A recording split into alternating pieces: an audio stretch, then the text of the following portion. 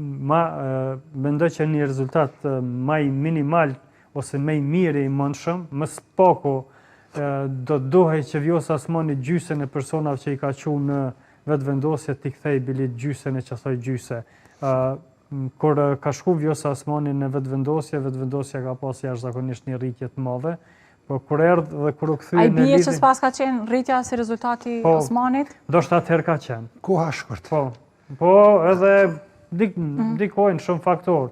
Edhe koha shkurt, edhe base... Edhe i mirë Albini deri kur i tha si për presidentin tonë i kesh. Njerëz do të pak kohë për me ndryshu mendje, me ndryshu qendrim, me ndryshu shprehi, nuk është shumë lehtë truni pej sot me mendu ndryshe, nesër me ndryshu 360 shkallë. Që ta marrim edhe një qendrim nga profesori për vetëvendosjen edhe për LDK-n, për rezultatet që kanë arritur në fillim që është një shenjë e mirë se mbi 200 mijë qytetarë të Kosovës i kanë thonë jo manipulimit të spektrit politik me ta.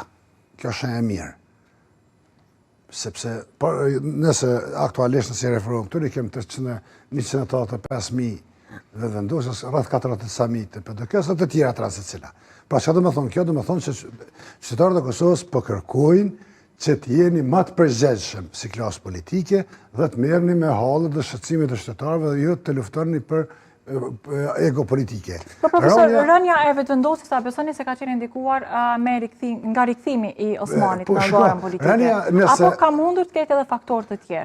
Ka pas edhe faktorë të tjerë që ka të bëjë me gjendjen ekonomike, sociale e tjera, por nëse heq votën